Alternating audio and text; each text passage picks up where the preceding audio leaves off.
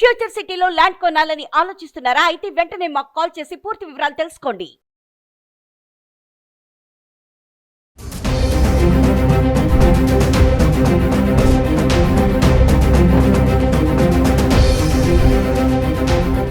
Suman TV ప్రేక్షకులకు నమస్కారం. వారం రోజులుగా రోజు రోజుకి బంగారం రేట్లు విపరీతంగా పెరిగి గుబులు పొట్టించే పరిస్థితి ఏర్పడింది. ఇంకా రేట్లు బాగా పెరిగిపోతామేమని హైయెస్ట్ రేట్లో చాలా మంది బంగారాన్ని కొన్నారు.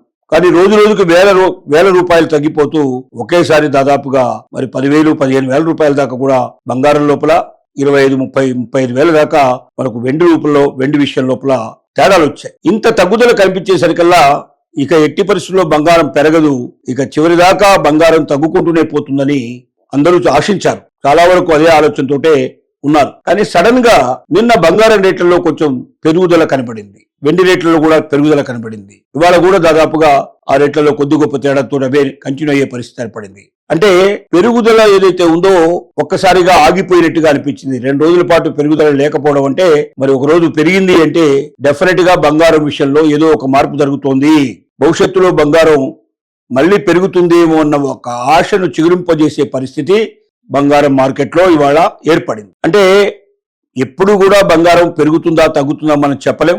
ప్రపంచ పరిస్థితుల్ని పట్టే బంగారం వెండి రేట్లు ఉంటాయి తప్ప లోకల్ పరిస్థితులను బట్టి ఉండవు.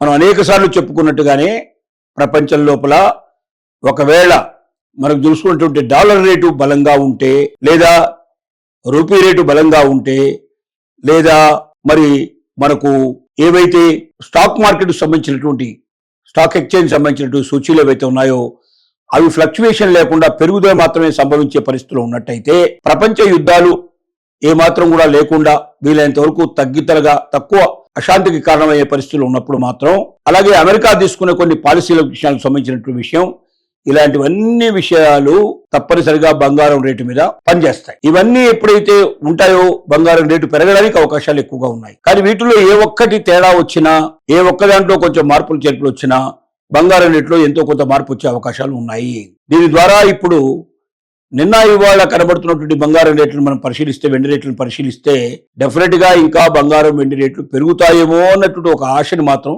కలిగిస్తున్నాయి. కాబట్టి బంగారం కొనేటప్పుడు చాలా జాగ్రత్తగా ఉండాలి. మనం తీసుకోగానే వెంటనే తగ్గిపోయినా మనం భయపడకూడదు, పెరిగినా మనం భయపడకూడదు, అంటే గొప్పగా సంతోషపడకూడదు. పెరిగినప్పుడు పెరుగుతుంది, తగ్గినప్పుడు తగ్గుతుంది, కానీ గొప్ప ఫ్లక్చువేషన్స్ ఉండవు. అంటే బాగా డ్రాస్టికల్ గా 25,000-50,000 రూపాయలు తేడా ఉండవు. అలాగే మరి పెరుగుదల కూడా అలా ఉన్నా కూడా మళ్ళీ వెనక్కి వచ్చి మళ్ళీ ముందుకెళ్తూ ఊగిస్తున్నట్లు ఉంటుంది.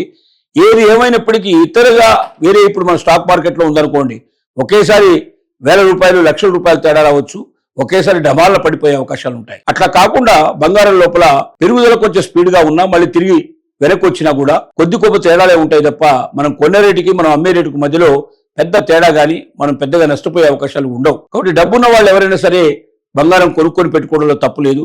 కానీ అప్పులు చేసి మాత్రం బంగారం కొనే ప్రయత్నం మీరు చేయకండి. ఇంకోటి, బంగారం కొనేటప్పుడు మీరు జాగ్రత్త పడాల్సిన విషయాలు ఏమిటంటే, హాల్ మార్క్ ఉండే బంగారాన్ని మాత్రమే కొనండి.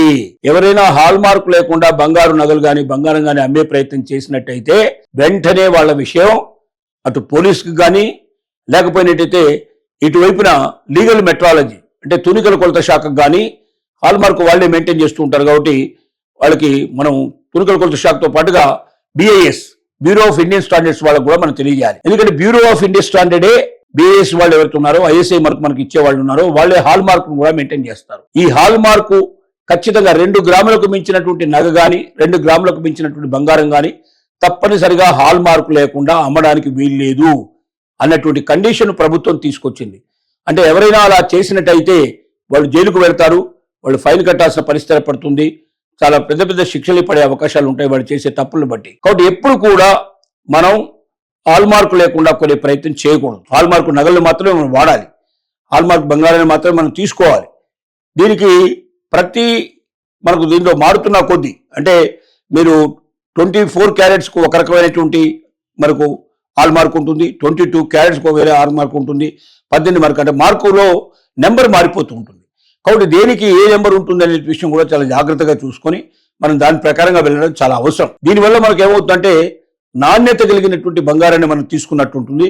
మనం కొనేటప్పుడు మనం తిరిగి అమ్మేటప్పుడు కూడా మనకు వీలైనంత వరకు ఎక్కువగా రేటు వచ్చే అవకాశం, ఎక్కువగా డబ్బులు వచ్చే అవకాశాలు ఉంటాయి. దీనికి తోడుగా ఒకవేళ మనం అమ్మడమే ప్రాతిపదిక పెట్టుకొని, అంటే మనం ఏదో నగలు చేయించుకొని దాన్ని వేసుకొని ఆనందపడాలి, సంతోషపడాలని అనుకోకుండా బంగారం రేటు పెరుగుతుంది, రేపు భవిష్యత్తులో దాన్ని ఒక మనం ఇన్వెస్ట్మెంట్ కింద ఉపయోగించాలి, మనకు ఎక్కువగా దాని మీద డబ్బులు రావాలి, తద్వారా మన కుటుంబానికి ఆనందాన్ని, సంతోషాన్ని, అవసరాన్ని తీర్చేటట్టుగా ఉండాలి అనే పరిస్థితికి మనం ఉండేటైతే మీరు ఎప్పుడైనా సరే బార్ అంటే కడ్డీ రూపంలో కానీ, లేకపోతే మీరు దాంట్లో బిస్కెట్ల రూపంలో కానీ, లేకపోతే కాయిన్స్ రూపంలో కానీ తీసుకున్నట్టయితే మనకు నష్టం ఉండదు.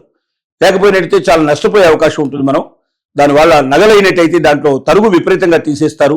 మనకు చివరికి కొన్న రేటుకు అమ్మిన రేటుకు మధ్యలో చాలా డిఫరెన్స్ వస్తుంది. ఒక్కోసారి రేటు విపరీతంగా మార్కెట్లో పెరుగున్నప్పటికీ మనకు పెద్దగా తేడా ఏం రాలేని పరిస్థితి ఏర్పడుతుంది. కారణం ఏంటంటే నగలో ఉండే తరుగుదల, దానికి తడుగా ఆ నగ తయారు చేసేటప్పుడు ఇంకేదైనా కొంచెం డిఫరెన్స్ ఏమైనా వస్తే దానివల్ల ఇంకా మనం బాధపడే అవకాశాలు ఉంటాయి. కాబట్టి ఎవరైనా సరే మీరు ఒకవేళ దీన్ని ఇన్వెస్ట్మెంట్ రూపంలో ఉంచుకోవాలి, ఇది పెరిగితే డబ్బులు వస్తాయి నాకు, తద్వారా నేను అవసరాలు తీర్చుకోవచ్చు అనుకుంటే మాత్రం ఎవ్వరు కూడా నగల రూపంలో కొనకండి. దాన్ని స్వచ్ఛమైన రూపంలో 24 క్యారెట్స్ మాత్రమే కొనిపెట్టుకోండి. అప్పుడు మాత్రమే మీకు బాగా పెరిగే అవకాశం ఉంటుందని విజ్ఞప్తి చేస్తున్నాం.